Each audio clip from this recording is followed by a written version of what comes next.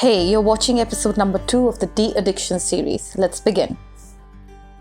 For the first posture in episode number 2, you would need a brick, a belt, and a blanket optionally. Let's begin with lying down on a mat.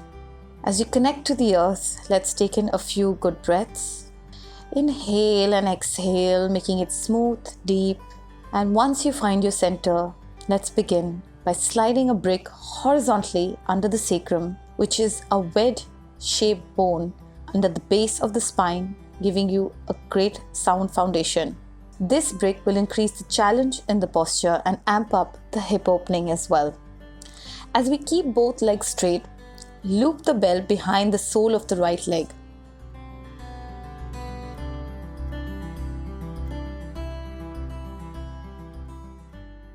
And lift it up to the ceiling. Keeping the left leg straight and active. Most importantly, dig the heel onto the mat and press the upper thigh down, the toes facing in towards the body. As your right leg is lifted, you can keep the right set of toes facing towards the body as well. And definitely don't hold the belt too tight. Keep it easy. And always remember, one tends to lift the shoulders off the floor, so keep them grounded on the floor and hold the belt accordingly. As you move into the posture, let's do a quick visualization on the lifted right leg.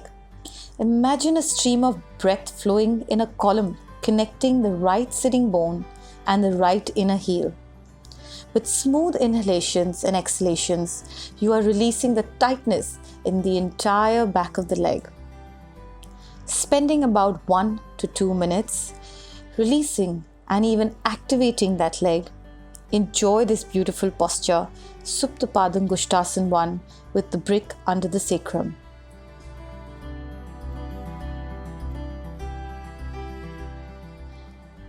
Once you challenge yourself, stretch the toes into the body a little more. Keep your left leg active, holding for 1 to 2 minutes.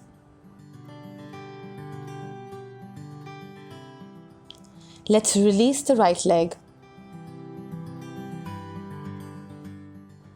and begin with the left one by looping the belt behind the sole of the left foot.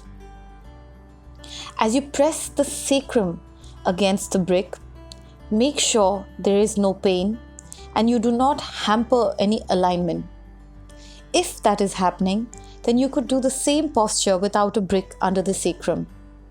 That left leg has to be lifted with the toes facing in towards the body, and most importantly, working on the grounding, on pushing the right upper thigh down. Keeping your right leg active is as important in this posture. Only when you have these two actions going will there be a beautiful release in the hip and a nice beautiful lengthening in the back of the leg. Once again, 1 to 2 minutes. Avoid tugging on that belt too long. Focusing, holding.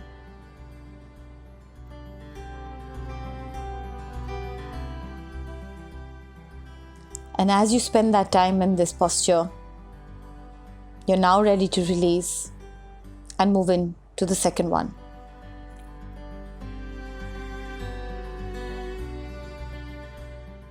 In the second posture, now let's do a deeper release of the back leg, a highly restorative version of Janu Shirshasana or the head to knee pose. Now normally we would be challenging in this pose, being very active and in vigorous forms of yoga, even injuring in this forward fold. But let's get the benefits of this beautiful posture in a comfortable long yin hold with some props. So let's begin. As you sit in Dandasana and lengthen both your legs, bend your right leg or curl your right leg in with your right foot placed against the left inner thigh. Now let's set our props up. As you can see in the video, the two bricks are aligned by the side and the bolsters placed on top of it. As you connect with your breath, inhale and exhale smoothly, and as you exhale, hinge from the hip point forward. Pull the abdomen in when you're doing so. Keeping your spine nice and long, you can lengthen your arms if you wish and rest your head on the set of the props. Now you're trying to hold your foot as well with both your palms. But do remember, in case you cannot reach your foot, no big deal. You have the belt. So you can loop the belt around the sole of the left foot and help yourself to come down and rest in this posture. It's also very important to note in this soothing variation not to exert your neck or lift your shoulders up towards the ear. Keep your upper back very relaxed and maybe even round to some level. Keep your neck, throat very, very passive.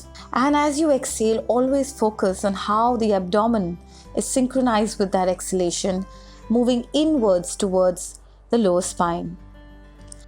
When you do that, you give space for your body to come down further and further and rest well on those set of props. You're holding and relaxing and being in the posture, making it a nice, soothing, meditative one.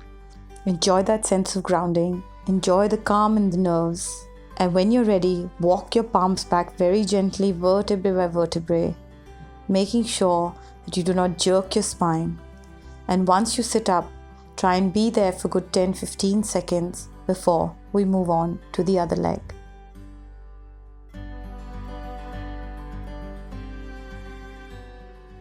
Now curl your left leg in. Set your props up. Move into the posture as we did on the other side.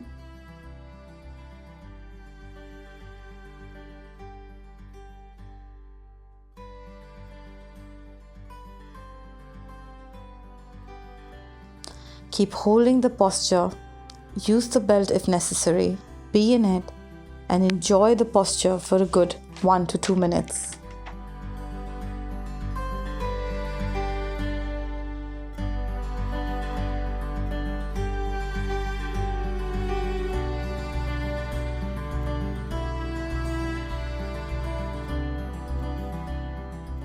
Now that you're ready, it's important to come out of the pose very gently and move in to the next one. The next posture, the shoulder pigeon, actually is a beautiful way to reverse rounded shoulders by opening tight chest and shoulder muscles. So lie down on your belly with your legs straight. Straighten your right arm out to the side with your palm facing down. Now bend your left elbow and place your palm just underneath your shoulder. Press into your left palm and roll onto your right shoulder and hip and bend your left knee.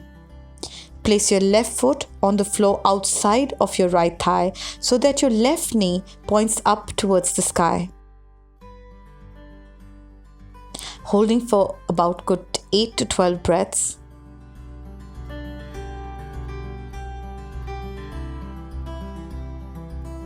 Enjoying the nice opening in the entire chest and the heart lifting up to the ceiling. And once you're ready, roll back onto your belly and let's switch your side. As you're in a good prone position, straighten your left arm out and your palm facing down. Now bending your right elbow, place the palm just underneath your shoulder and bend your right knee. Now press your right palm and roll over to your left shoulder and hip. Place your right foot on the floor outside of your left thigh once again so that the right knee points up towards the ceiling. We're going to hold here for good 8 to 12 breaths, enjoying the opening in our chest and our shoulders.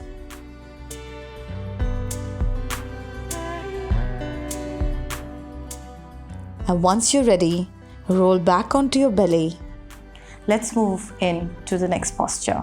As we move into the next posture, this is a nice way to understand how to train the muscles of your upper back, especially for people sitting for long hours on the computer or using their phone.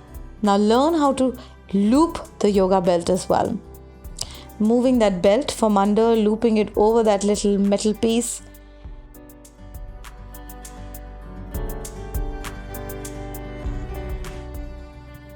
And then you're able to tighten it as well. And once it comes to your shoulder width, then you're ready to use it for your forearms. Placing the belt on your forearms, lengthen it behind, lift your chest up and roll your shoulders back and down. Your palms have to move down and your fingers have to face down. Now try and tear the belt with your forearms, keeping the alignment mentioned. The action of the shoulders rolling back is definitely a stark one, but actually to feel the shoulders moving downwards is something you need to activate and understand through awareness. That really does happen when you stretch your fingertips like they're trying to touch the floor. It's a beautiful action which will help release that tension in the shoulders and help your trapezius relax downwards as well. So what in my experience I've seen is that this posture could also be done standing, because that action of actually lengthening the fingertips like trying to touch the floor tends to happen better when you're standing. But this really did happen after I shot the one that I did right now. So do try it while standing as well. Holding it for 30 seconds, 2 to 3 times in my experience, helps the muscle memory increase in this particular one. So give it a shot, enjoy that beautiful widening of the collarbones as well, and an increased relaxation in your shoulders. Let's move into the final posture, and I'm going to help you set up a beautiful final child's pose. In this last posture, you will need a few props. You will need a blanket, a brick, a rolled sticky yoga mat, and a bolster. Let's begin with placing the folded blanket for our knees.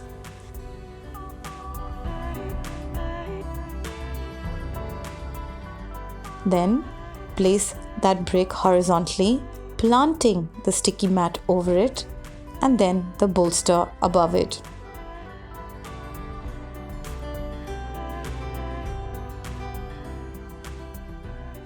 Then come moving towards the set of props.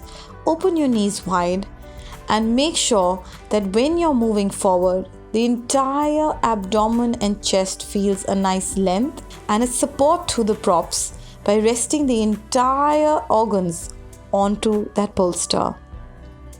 Move one side of the neck to relax. Enjoy the exhalation and the belly swelling against the bolster.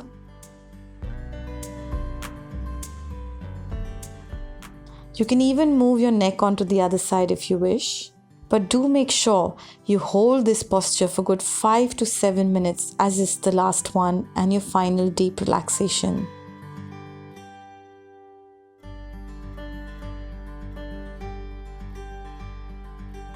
Make sure you focus on your breath, and the awareness is so high on how the breath is entering and exiting the nostrils. Relaxing the sides of the ribs and the upper back, loosening and softening the neck muscles, keeping your throat extremely passive. Sink into the posture. I'm so happy you have joined me on this episode, and I really look forward to helping you in the next one. For regular video updates, you could subscribe to my YouTube channel and of course press the bell icon. You could also follow me on my Instagram and Facebook handles. And do remember, this is real yoga for real people.